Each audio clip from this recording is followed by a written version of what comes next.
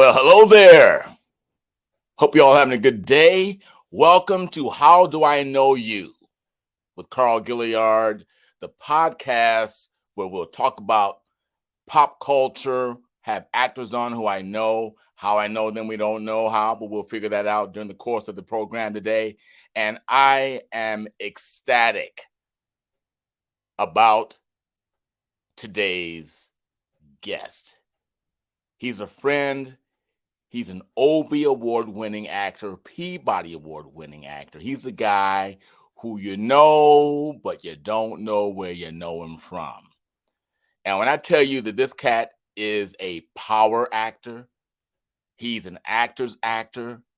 He's a cat that when you're on stage with him or in a scene with him, you got to move out the way because you don't know where, you got to be on your P's and Q's because the man is dynamic. Let me tell you a little bit about him. A little bit about him, just a little bit about him. You know, from Do the Right Thing. You know him from American Gangster with Denzel Washington. He is a frequent collaborator with Spike Lee. The man is legendary. And without further ado, let me bring my man on. Roger, I see you, man. I see you. Roger Guinevere Smith. Yes. My brother, what's up, man? How you feeling? What's going on? Hey, good morning. Happy May Day. This is the time to pull it all together. May Day. May Day. This is the time to pull it all together. We're doing it on May Day. May Day alert, y'all. Come on. Where are you, Carl? Where are you right now? I am in Atlanta. It's actually Atlanta, Georgia. That's right. Mm-hmm. I moved, man. Yeah. The wife and I moved to Atlanta 6 months ago. Yes. So you're south of the Mason-Dixon. I am south. Yes. No, am I? Mhm. I'm south. Are you? Yes. Yeah, you're south of the Mason-Dixon. I am. I am. Mhm. How you feeling Yeah. today, brother? I'm good. I'm, east of Crenshaw.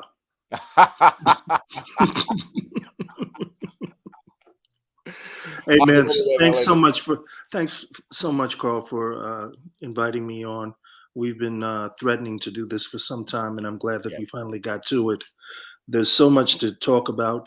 There's so much to congratulate you for, Carl, doing the work that you're doing in front of the camera, behind the camera, and all over the world. Always with a beautiful, beautiful spirit, and may you have continued success, continued happiness. Um, we're lucky to have you amongst us. God bless you, Roger. I really appreciate that, man. I've been a fan of yours and an admirer for many, many years before we even met. Which brings me Mm. to my first question, which is what I ask all the folk who come on this show. Yeah. Okay. How did we meet? Do you remember? Do you remember? Were we sober? Yes, we were. Oh, we were. Okay. Yes. So I guess we were working together, probably in a little church off of 54th and Crenshaw.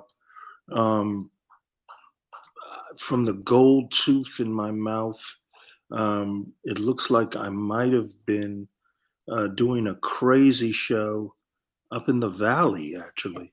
Yes. Right? Yes. Okay, all right. More. And if you scroll that picture down a little more, I think I'm wearing some really long red socks.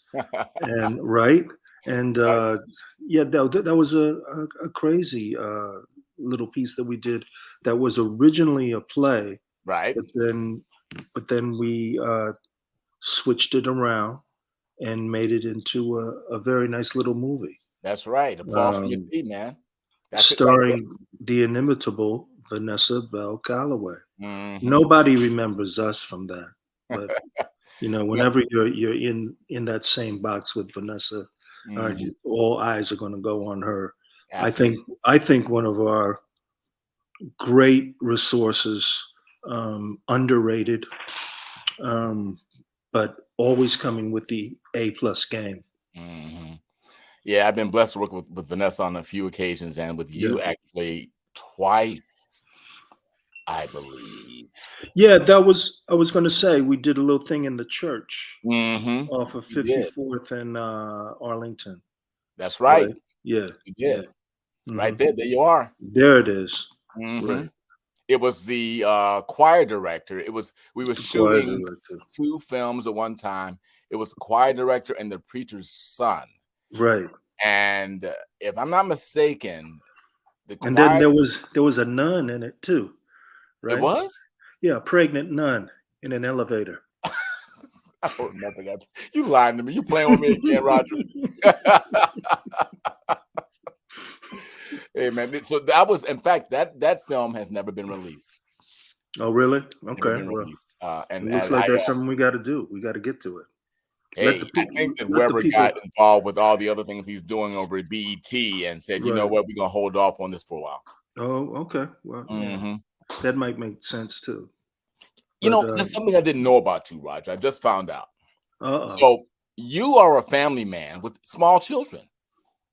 Yes, I have three small children who are getting bigger and bigger every day, That's and I incredible. have a grown daughter as well. Okay. And had a great weekend. Played a lot of baseball, and Hmm. my second son had his first recital for his band, Right. and he's playing keyboards. So He plays is his it's older son? nonstop over here. This is my younger son, who's 9 years old, He plays and keyboards? he plays keyboards. Yeah, and my elder son plays center field. Center field, what level? He's in majors. He'll be 12 Oh, next okay. month. Yeah, Okay. he's a really swift left-handed center fielder. Okay. Okay. And then our daughter is the youngest, and she is 6, soon That's to be incredible. 7. That's incredible. You Yeah, must have a that's lot of right. energy, brother, because you're north of my age, and my Yeah. kids are much older. That's a lot of energy, bro. How do you pull that off? Well, I'm drinking coffee, and Right. so it's got Dodgers 100 on it. That's right. So I'm almost catching up with the Dodgers here. So that I guess that's how I do it. Uh, but You a I'm, baseball I'm fan? Baseball fan? oh, absolutely. You know what my nickname is, Roger Dodger. Roger Dodge. Is that your nickname? Yeah. I didn't know that. When I was a kid growing up, Roger Dodger. I grew up in LA. I thought you grew up Northern California. I was born in Berkeley. I Okay. was conceived in Monterey at an NAACP convention. Oh, really? My mom said she remembers the place and the position. I said, "Mom, that's too much information. TMI, mom. TMI. I don't want to get Carl pulled off the network. I really don't." Man, so listen, I don't want to be too self-deprecating, okay? Because I know we all are on our own paths, but Mhm. I mentioned in the intro to you that there are certain actors that you work with that you better be on your A game or you're gonna get like lost in the scene. And Mm. you just are a powerful actor that everyone respects, everyone loves your work. And your background is interesting. Mm. You went to Yale Drama School, right? That's right. And when you went there, you didn't go there to major in acting. So tell me about how that happened. Well, I went to Yale to study history. Hmm. Thought that I was going to do a PhD in history. I was an American Studies major as Hmm. an undergraduate here in LA at Occidental College.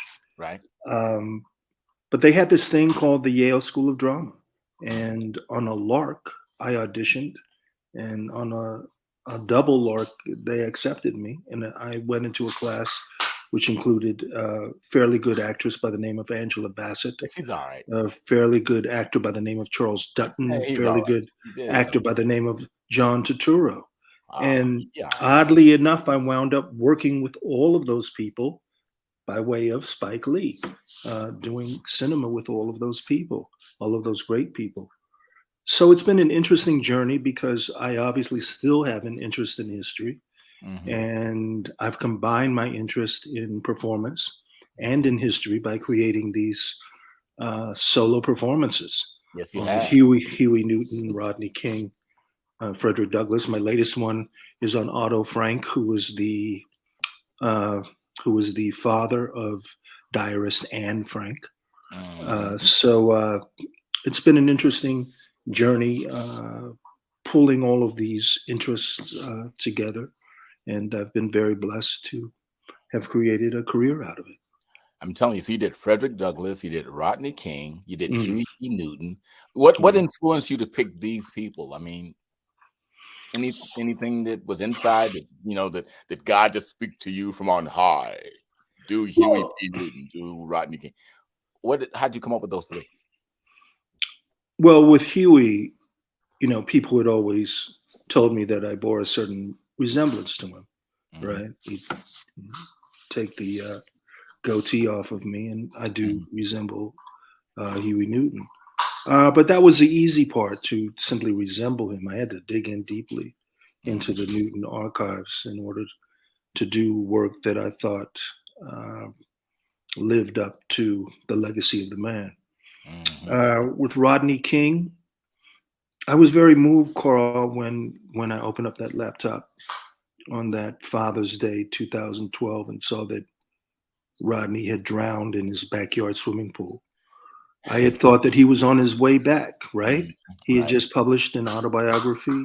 He was doing book tours. He was applauded. He was embraced by the public.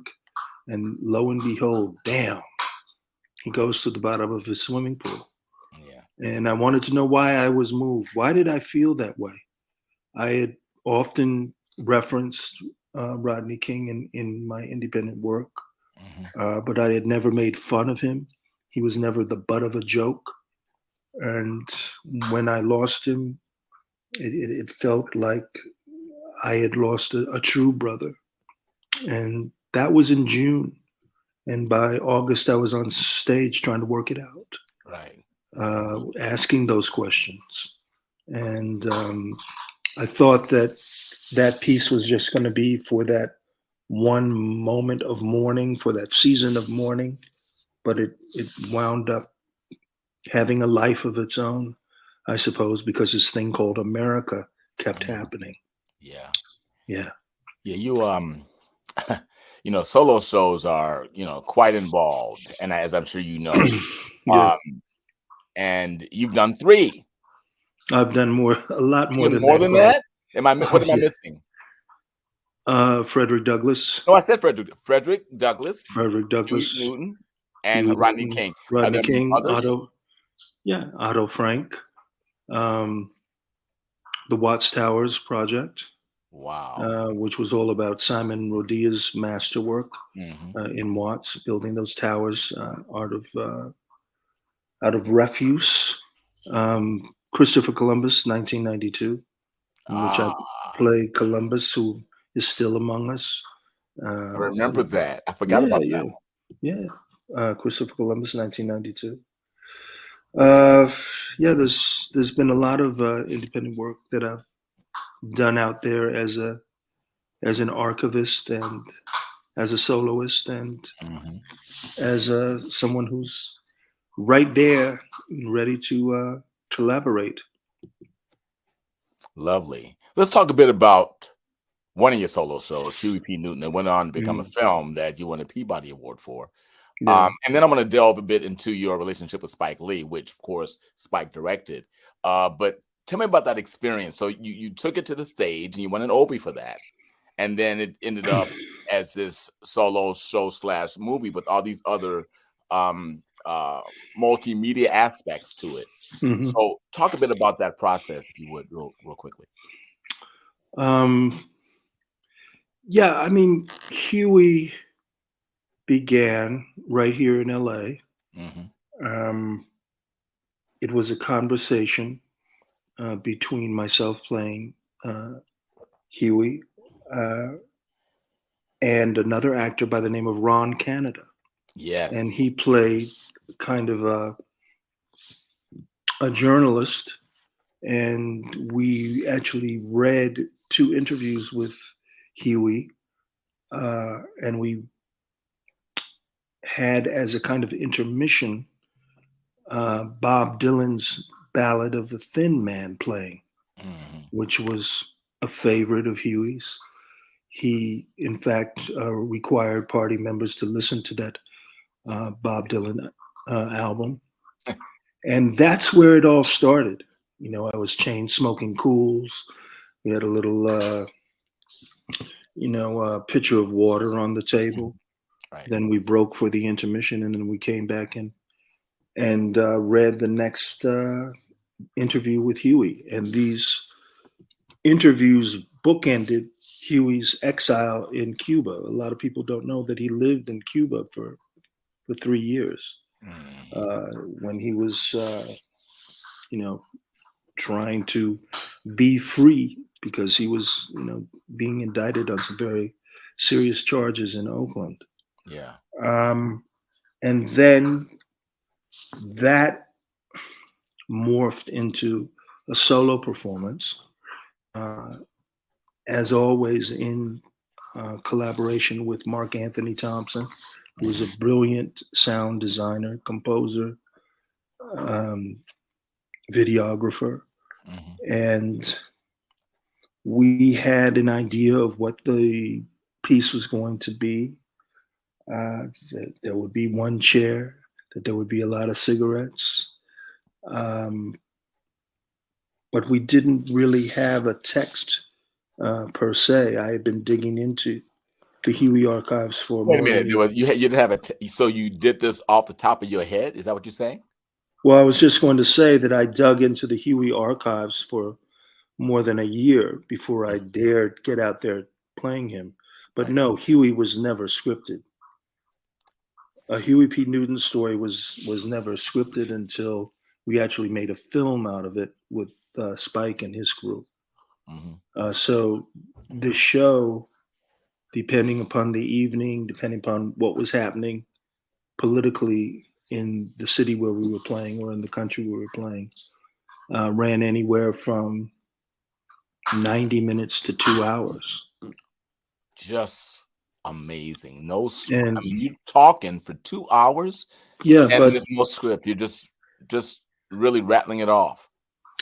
but when Mark Anthony went to San Francisco to do it for the first time, he had some great rhythmic textures. He had archival voices and what have you Nice. that would complement the performance. But he sat down and he asked me some just really fundamental questions. Tell me about your mother. Tell me about your father. Tell me about the 10-point party platform. Tell me about the blues. Tell me about jazz. And a couple hours later, after me answering those questions, we had a play. And I went home and I went into my archives at home, my notes, and I had essentially memorized all of these answers verbatim because of my deep commitment to what I was doing. I also knew that I was going to be doing it in front of Huey's brother, Huey's sister, Huey's widow, chief of staff of the party, David Hilliard. So it was no joke. And it was only 4 years after Huey had been murdered. So he was very fresh in the Bay Area imagination. So I wanted to do it right.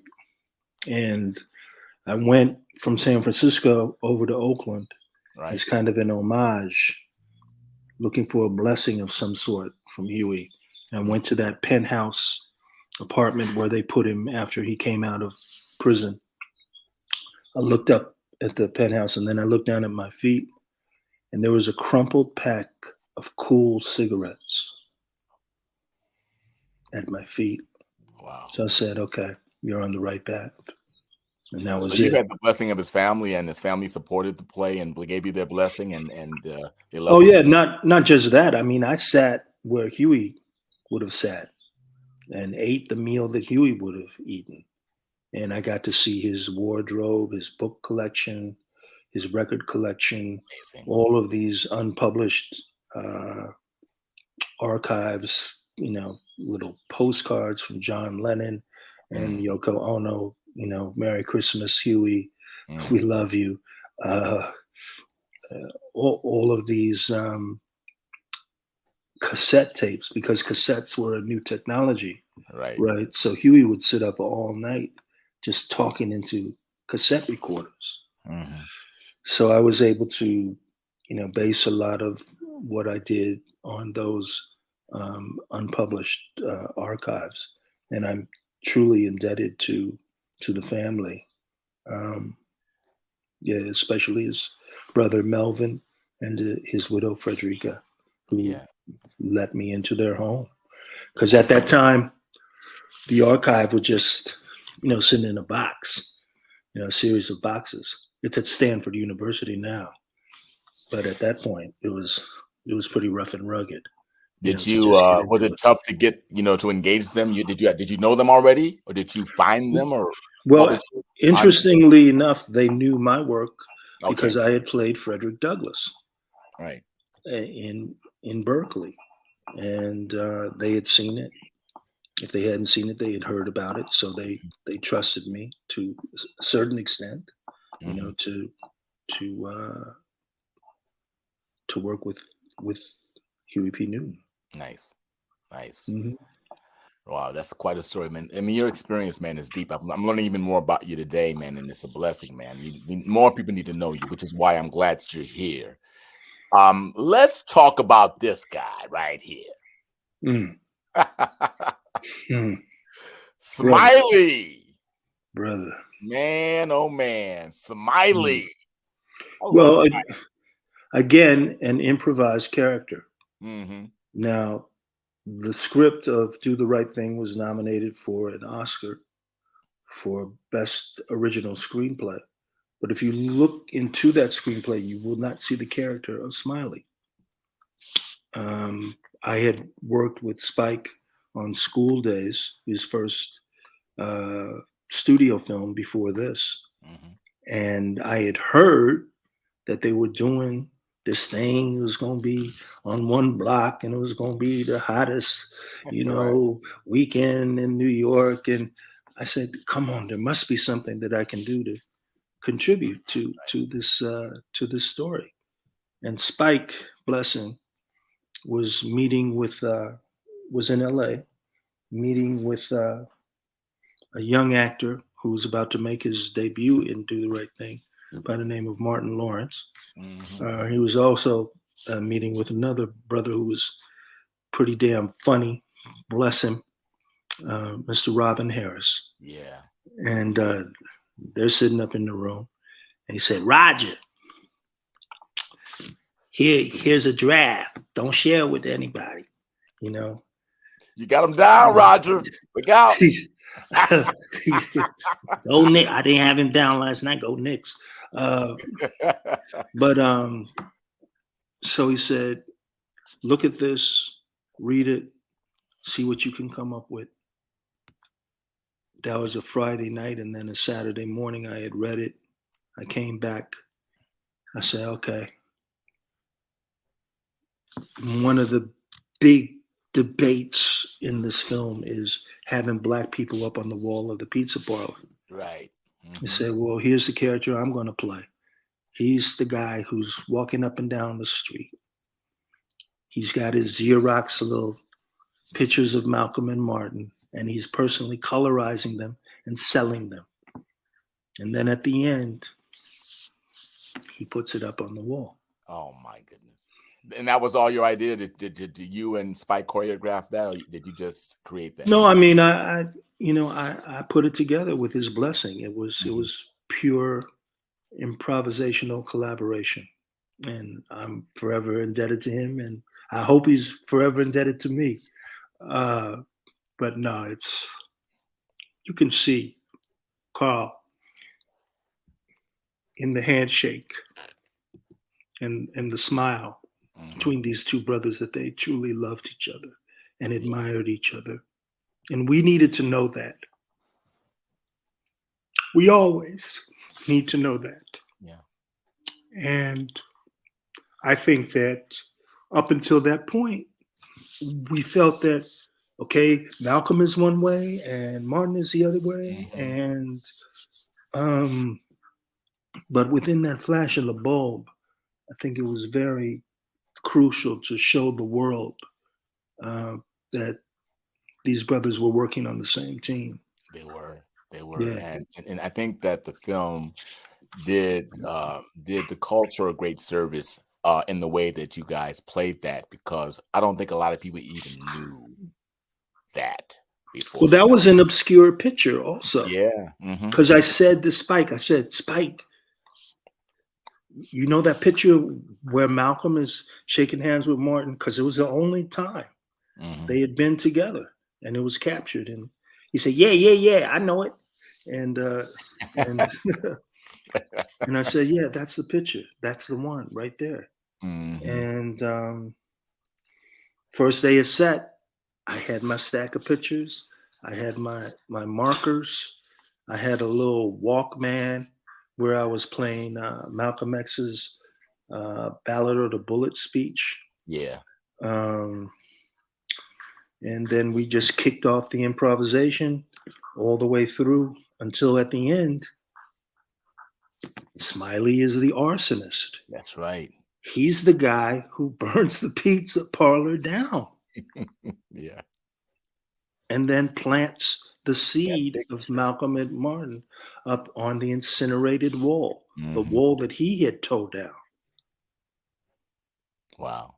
So that's quite a journey for that character to make, and um, I'm very happy to have been a part of that film, which is an American classic. It is an American classic. Robin Harris, Dan Aiello, yourself, Martin Lawrence, Spike Lee himself, Rosie Perez. I mean, John Turturro. Oh my God. It's just an awesome film. And I actually have the DVD of it with all the backstory stuff with the auditions on there. Right, right. And it's a classic. And when I think about Spike's work, I mean, as you know, it's a deep well. And I think to myself, oh, Do the Right Thing is my favorite. Then I think about Mo Better Blues. Mhm. That's my favorite. Oh, then Malcolm Right. X. Oh, then now that's my favorite. Yeah, as a matter of fact, a slight diversion. So I'm teaching an acting class here in Atlanta, and I bring guests in, and I got Otis Salid coming in on May 10th. Yeah, Hmm. great choreographer. Yeah, great choreographer. He lives here in Atlanta, and Yeah. he used to teach my son at a high school in LA, Champs Middle School, Champs High School. Mhm. He and his wife used to teach the dance and fine arts program there, and that's how I got to know Otis. So listen, there's another. Maybe he can teach you how to do the butt. Oh yeah, good luck with that. Because that's what he was doing on school days, Mhm. and Yeah. all of those other amazingly choreographed moments with The Malcolm X moment in the the beginning. wannabes and the jigaboos. Hmm. Yeah, that was a trip, and his All stuff that.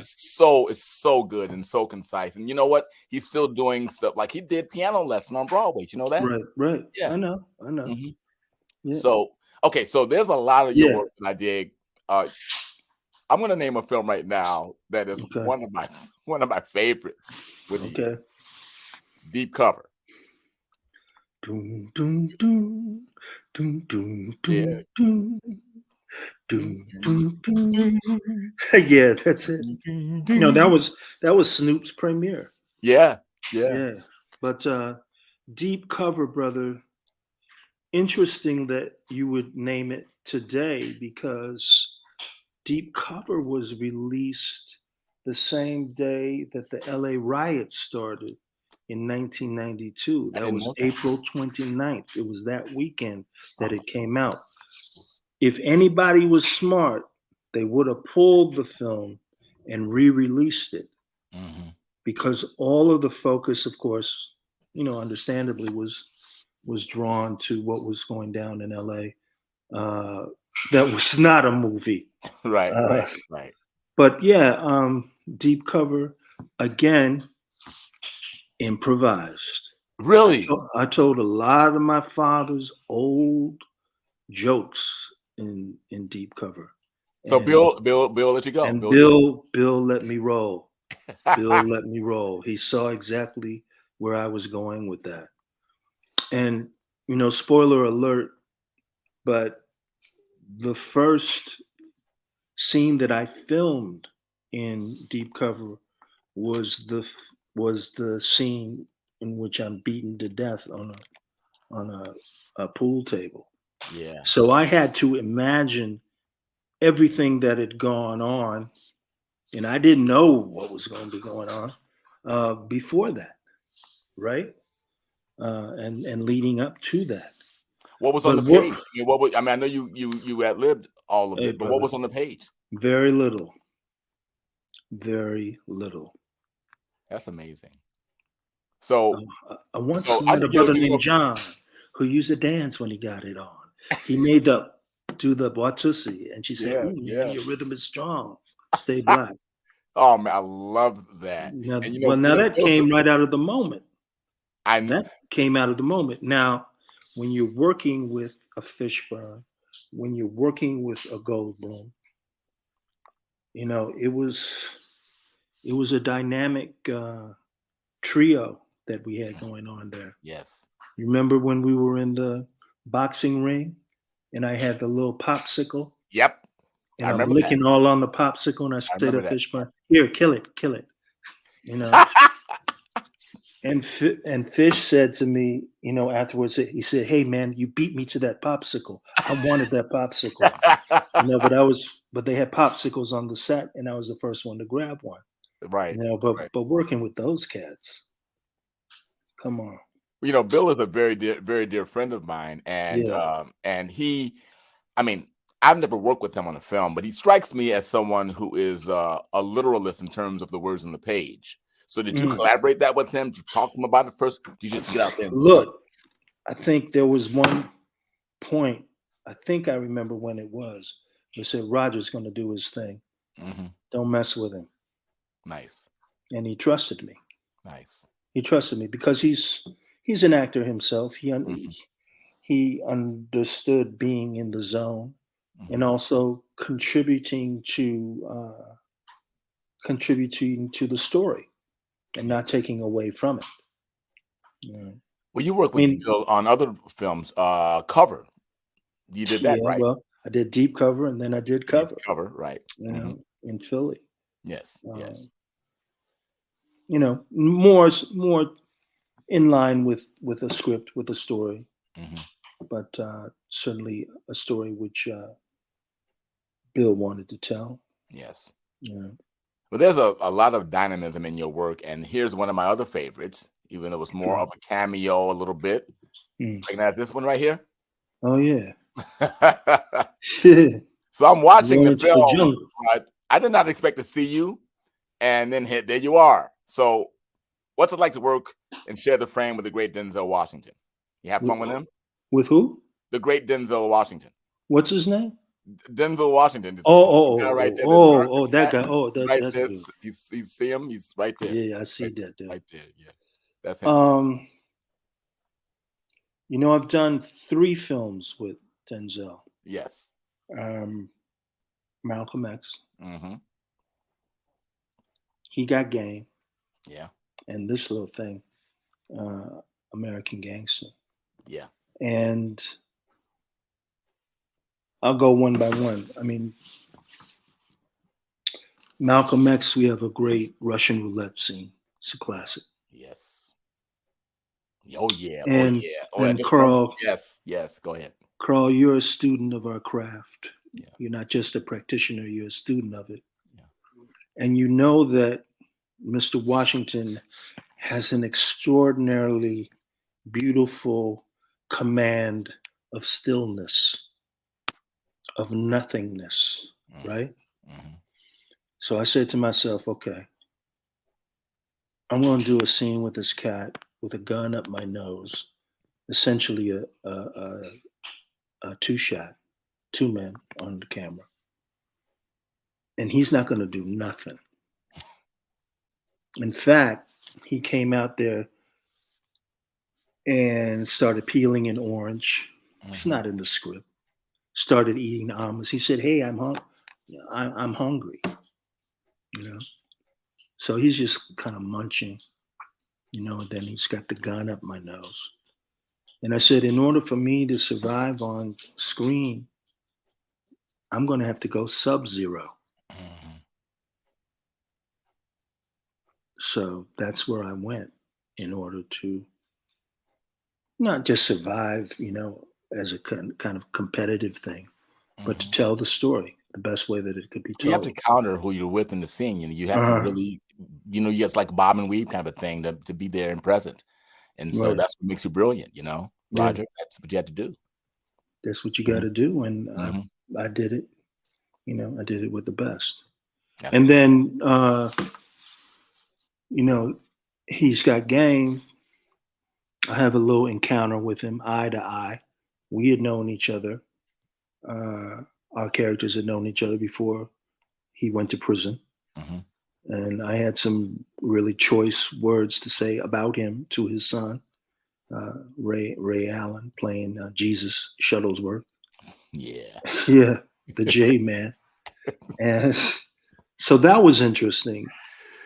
To kind of be on a one up Mhm. with him after our relationship in the previous Right. film, and then to play his cousin, and he was a real guy. I met him at the premiere. His cousin, who was in Nam, who was running things over there, Mhm. and came up with this brilliant idea of putting drugs in caskets Yeah. with dead GIs and bringing them back. It's a true That's story. I know it's true. It's It's, deep. it's deep. I watched a lot of Frank Lucas stuff on YouTube. There's lots of stuff Right, out there on him, right. that you can watch, and it's pretty extraordinary, you know? Yeah. So um, to be in that position with him, he comes over to Nam to go to the source. Obviously, my character had been running things, Mhm. but at a certain point, I had to defer to him. But Eh, eh, that's, when you're the star of the movie, that's what happens. People start exactly. deferring to you. Mhm. And when we had that little tete-a-tete in the market where he's smoking a cigar, I'm smoking a little cigarette, he's Mhm. smoking a big cigar. Right. Yeah, that's the way they do that. Um, he kisses me on the forehead, you know, in one take. Yeah. And I said, D, you kissed me at the end of Malcolm X, the end of that scene. I'm going to go down as the only man in history to be kissed on screen twice by Denzel Washington. Indeed. Of course, Indeed. it didn't make the final cut. The Yeah. kiss did not make the cut. Nice.